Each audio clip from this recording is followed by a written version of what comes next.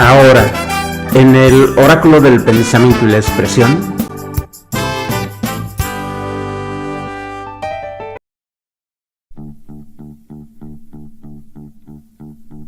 la creación o el desfile de las letras.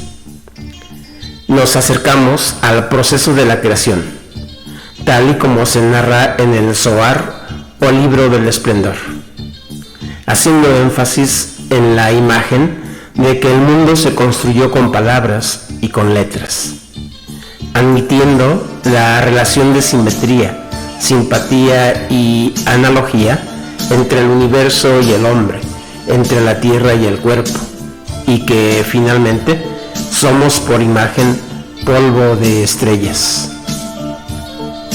La Bet designa el principio femenino y la Aleph designa el principio masculino. De estas dos letras surgieron todas las demás del alfabeto.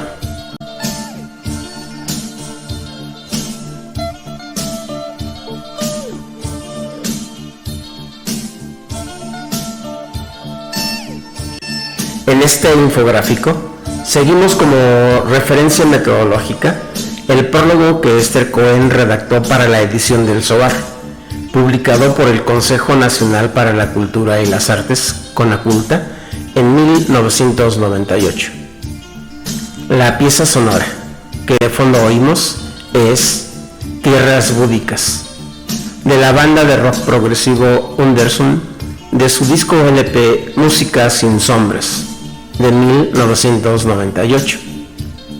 En este LP, en algunas de las piezas, colaboró Arturo Mesa en el requinto y voz. En algún tiempo esta banda, originaria de León, Guanajuato, acompañó a Arturo Mesa en varias de sus presentaciones. De hecho, fue su banda durante un tiempo.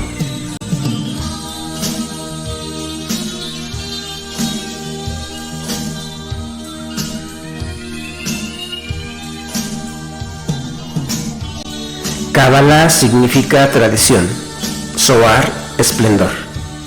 Es este esplendor de la tradición mística el que recoge todas sus riquezas de pensamiento y de imágenes simbólicas, el Zohar, o el libro del esplendor. Al lado de la Biblia y el Talmud, el Zohar forma parte de los 3 libros más importantes y sagrados de la cultura judía. Este texto, escrito en las últimas 2 décadas del siglo XIII en España por Moisés de León, viene a recuperar la tradición bíblica más antigua y sólida sobre el proceso creativo de la divinidad, proceso cuyo protagonista principal es ni más ni menos que la lengua hebrea.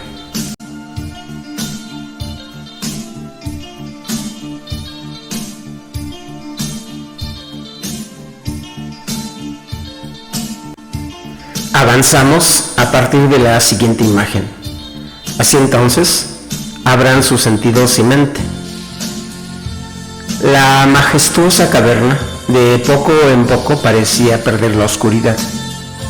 La humedad y el frío se desvanecían conforme ellas iban ingresando al recinto. Alguien, no se sabe quién, había corrido el rumor de que el amo del universo haría una elección, pues buscaba a alguien que tuviera las características necesarias para ser el principio de todas las cosas.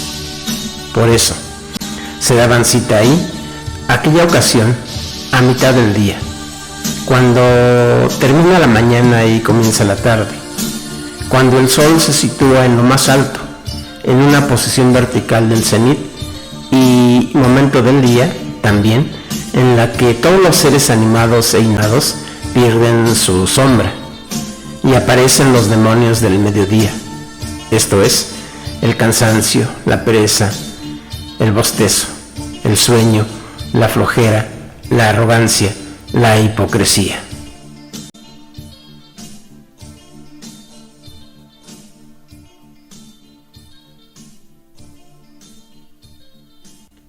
Entonces, en aquel mediodía se daban cita todas las letras del alfabeto hebreo, que habían estado ocultas durante miles de años y que en esta ocasión aparecían desempolvadas, en espera de que alguna de ellas fuera escogida para tan noble y significativo acto, la creación, es decir, el evento en que Dios da existencia a las cosas mediante el acto de nombrarlas. Dios dijo: hágase la luz, y se hizo la luz. Todas las letras habían ensayado sus mejores argumentos acerca de sus cualidades y, por supuesto, se habían esmerado en su arreglo personal, más que en cualquier otra ocasión. Largo tiempo tuvieron para ello. Infinita fue la espera. Era el alfa de un tiempo y el omega de uno nuevo.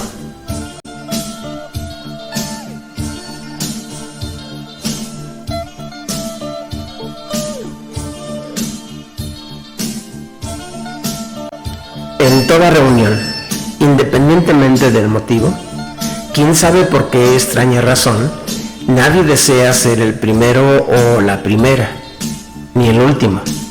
Sin embargo, es inevitable que eso no suceda. Así como siempre hay un antes del antes, alguien tiene que aparecer precisamente antes que el segundo, el tercero o el cuarto, y así consecutivamente. El primero siempre es el primero, del mismo modo como lo primero es lo primero. Esto, que suena como tautología y sin mayor importancia, en realidad no lo es. Más bien representa el problema fundamental y por ende indescifrable para el entendimiento humano, a saber, el asunto de la creación y de qué fue primero o lo primero. Hasta en esto hay dificultad.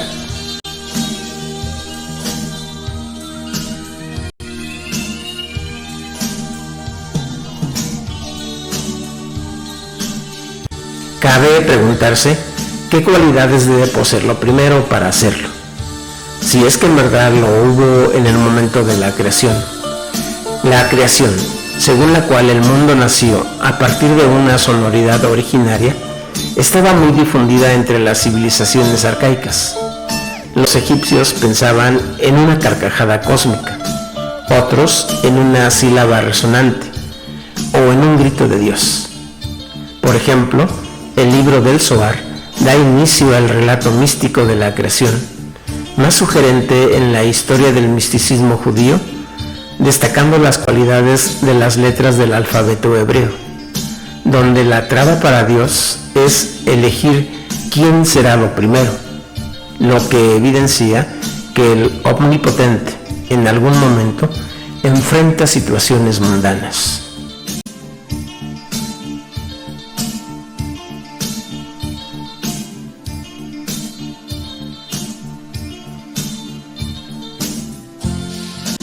Dice Esther Cohen en su prólogo que el hebreo, una lengua conformada por letras y más específicamente por consonantes, que se convierte en el verdadero material sonoro, fonético y simbólico para la creación.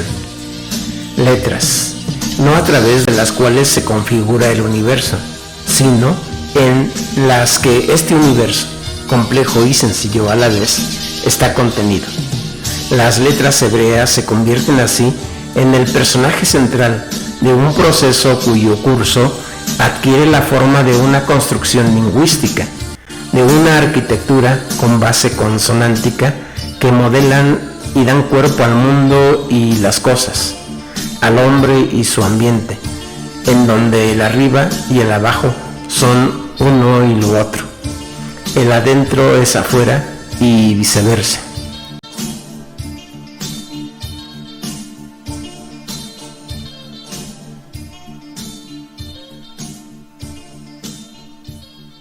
Crear, entonces, para la mística del Zohar, es colocar letras y letras, combinarlas y permutarlas para hacer surgir de este movimiento interminable una fuente de vida, al modo como los alquimistas utilizan el poder del oro para transmutar metales y espíritus de innobles a nobles, Para los místicos cabalísticos, las letras del alfabeto, al ser un lenguaje cifrado, contienen poderes y enseñanzas ocultas, capaces de mantener en permanente proceso de creación a la creación.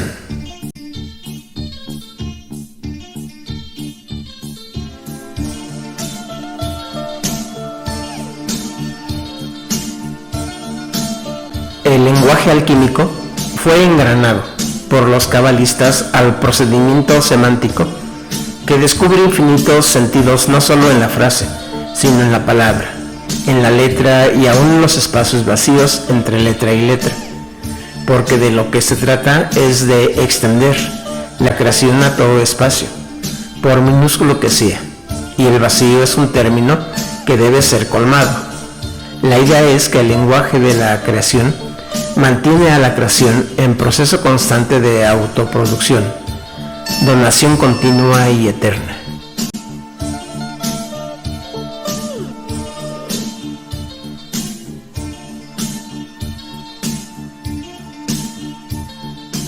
El mundo es asunto de palabras. Nombrar, lo sabemos desde la tradición bíblica, es ya crear. Y así es como lo entiende el misticismo cabalístico del Zohar. Existe una relación de simultaneidad entre el nombre y la cosa, entre la palabra y el mundo, entre la interpretación y la acción.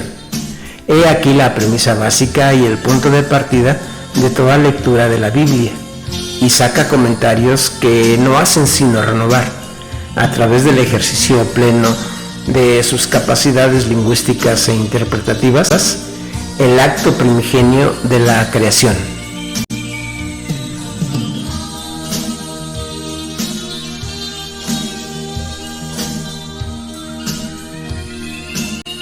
La creación, lo dice desde el primer momento el Zohar o Libro del Esplendor, recuperando el discurso bíblico de la creación en su sentido más preciso. Es un acto lingüístico, un ejercicio del lenguaje a través del cual Dios, al narrarse a sí mismo a través de la historia de la construcción de un nuevo universo, construye al hombre y su mundo a partir de la facultad y ejercicio pleno de sus capacidades lingüísticas, de su manera más concreta, a través de la escritura y de la lengua hebrea, y más específicamente a través de las letras que sirven de columnas y pilares de su pensamiento y su deseo.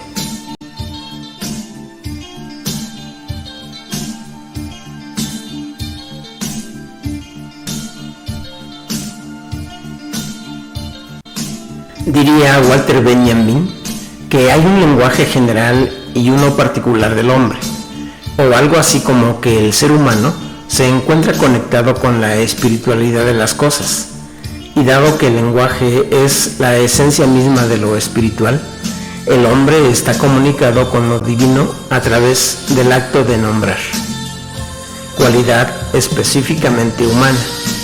Así, según Benjamin, en el nombrar las cosas, el hombre comunica su esencia espiritual, porque en los nombres se comunica la esencia espiritual del hombre con Dios.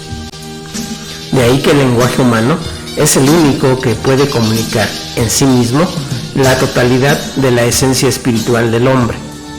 Esa esencia espiritual es el nombrar, las esencias lingüísticas de las cosas.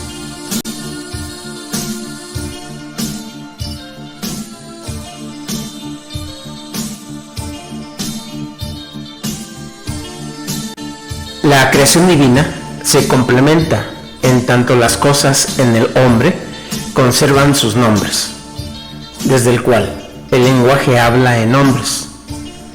Se puede señalar a los nombres como el lenguaje de la lengua.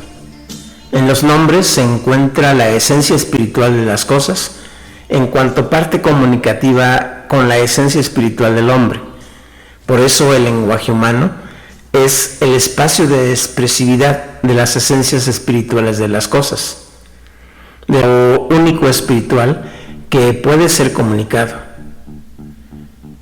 En una próxima emisión de este canal, pronto haremos un infográfico específicamente sobre el texto de Walter Benjamin, sobre el lenguaje en general y sobre el lenguaje del hombre, inspirada en la mística judía.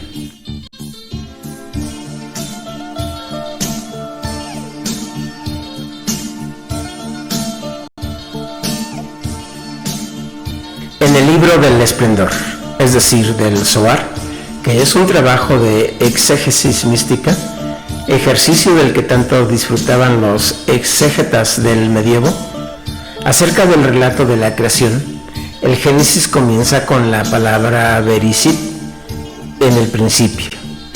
La letra Bet o Beta protagoniza así el acto creativo de Dios, en la medida en que la divinidad le otorga el privilegio de signar la apertura, no obstante ser la segunda letra del alfabeto hebreo. La primera letra es la Aleph, y aún así es desplazada a un segundo lugar.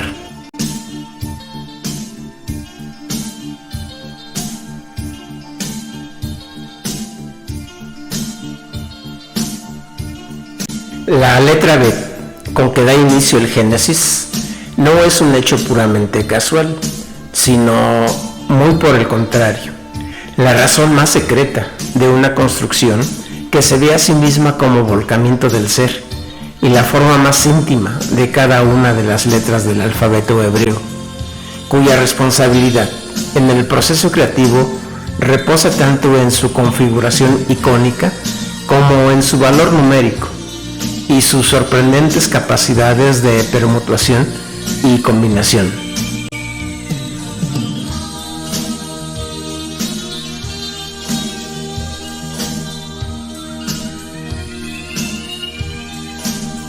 Para el Zohar o libro del Esplendor, nada en la escritura de Dios es casual o contingente. De ahí que deba justificar por qué la Aleph, a pesar de ser la letra en la que Dios encuentra su propia unidad, la base de todos los cálculos y de todos los actos que se realicen en el mundo, no encabeza el acto más generoso de su infinita existencia. ¿Y por qué Bet es la que construye el mundo?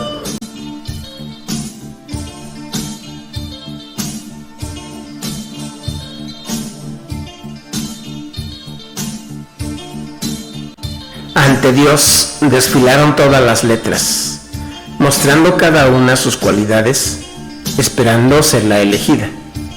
Él las contemplaba y se deleitaba con ellas. Curiosamente, el orden fue de atrás hacia adelante.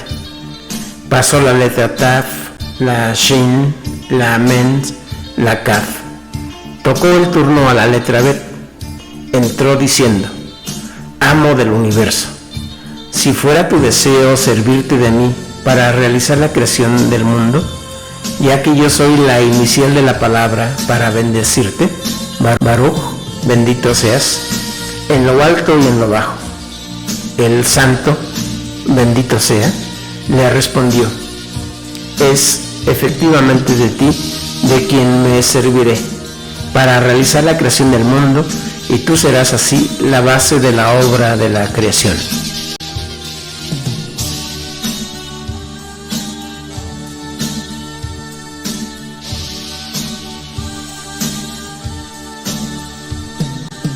En un paréntesis, este desfile de las letras del alfabeto hebreo ante Dios recuerda a la canción infantil La Marcha de las Vocales, escrita por Francisco Gabilondo Soler, mejor conocido como Cricri, el grillito cantor.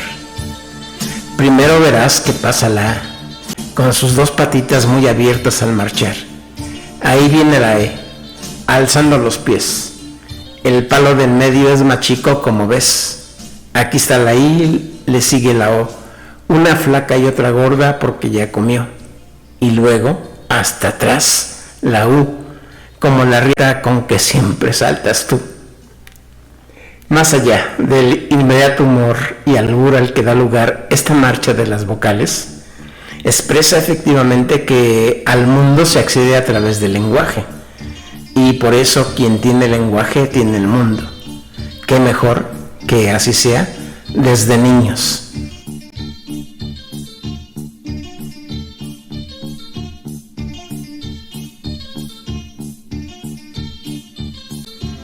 Regresando al desfile del alfabeto hebreo ante Dios, la letra Aleph, la primera del alfabeto, que había quedado a la espera de su turno, no pudo evitar escuchar la tronante voz de Dios cuando se dirigía a Bet, motivo por el cual se quedó quieto en su lugar sin presentarse ante Dios.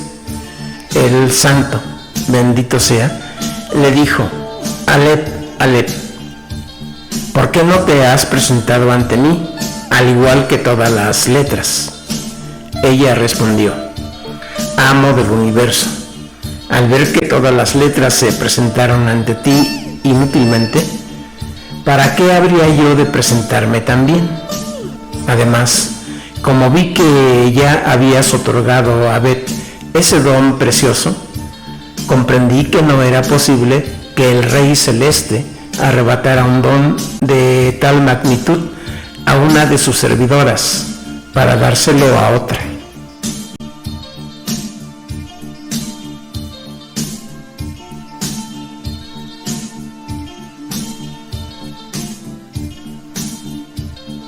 El santo, bendito sea, le respondió: Oh Aleph, Aleph, no obstante que me serviré de la letra Bet para realizar la creación del mundo, tú tendrás tu compensación, ya que serás la primera de todas las letras y yo no encontraré la unidad sino en ti.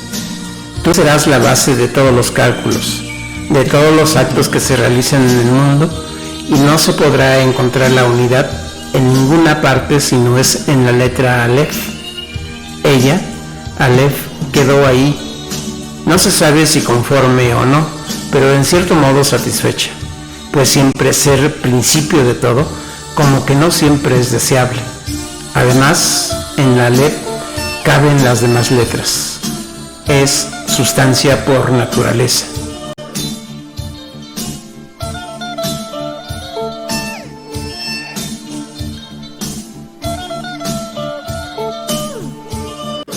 La letra B está construida por 3 líneas que configuran una morada abierta. Concentra en su forma una cosmogonía compleja y singular a la vez. Dice Esther Cohen: Bet muestra en sus 2 líneas paralelas la oposición básica, lo de arriba y lo de abajo, y así como su línea derecha es el respaldo de un frente al que queda asociada la misericordia y la compasión divinas, su contraparte, el lado izquierdo, asociado al rigor y juicio de Dios, anuncia la apertura de una creación que mira a sí misma como posibilidad infinitamente abierta, tanto al mundo como al hombre. Así que, dadas tales propiedades, quizás sea por una razón práctica por la que Dios optó por Bet para sus propósitos.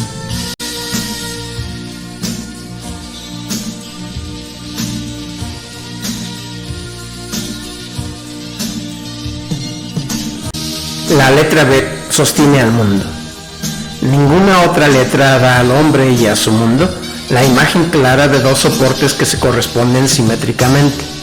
El sostén de abajo, es decir, el mundo terrenal, humano, y el techo celeste, que da cobijo al mundo de abajo y que aparece colocado de manera simétrica al soporte inferior, además de los 4 puntos cardinales, norte, sur, este, oeste, a los que apunta esta segunda letra del alfabeto hebreo, es decir, 6 lados a los que apunta la Bet, 6 ríos que bañan el universo y dan vida a la tierra.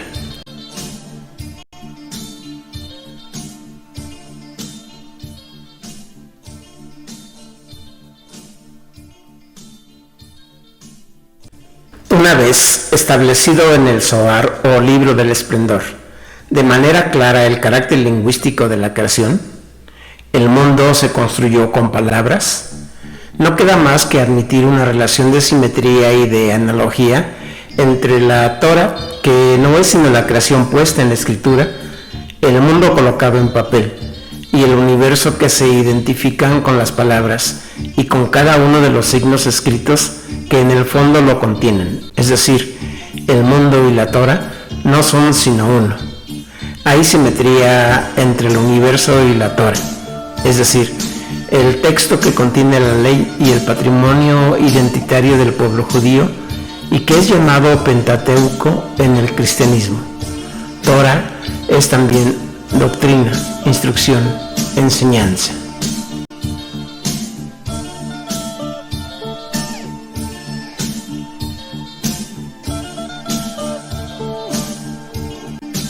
El libro del Zohar aspira a dar una explicación sistemática del mundo en su totalidad.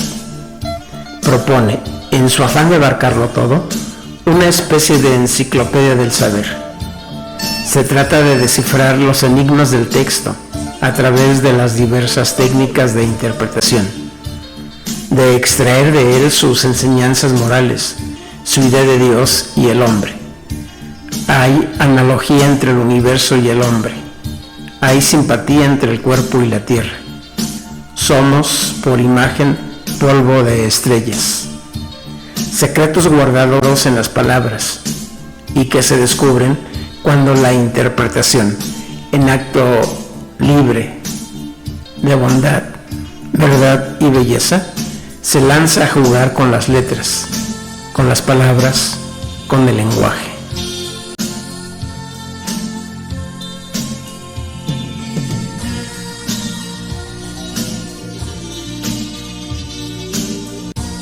No dejes de suscribirte al canal del Oráculo del Pensamiento y la Expresión.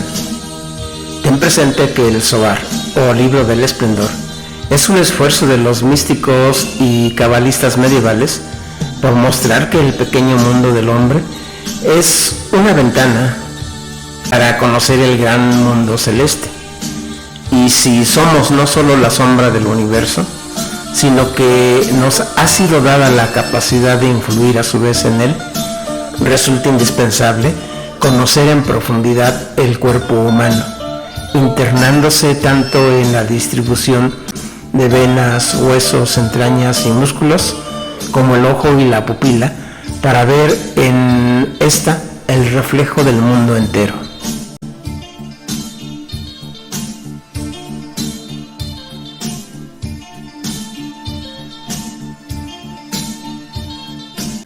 Para la concepción de la creación en el Zohar, el conocimiento de las propiedades de los elementos naturales y tradicionales, le hace arcaicos, agua, tierra, fuego y aire, son indispensables, lo mismo que la percepción cabal de la anatomía del cuerpo, a fin de hallar las mejores formas de curar ciertas enfermedades. La redondez de la tierra, el lugar que ocupan las estrellas, las fases de la luna, etc., están más que justificadas en la medida en que también el mundo físico, el mundo de aquí abajo, es el ojo por donde se percibe la luz de Dios y por tanto la del hombre.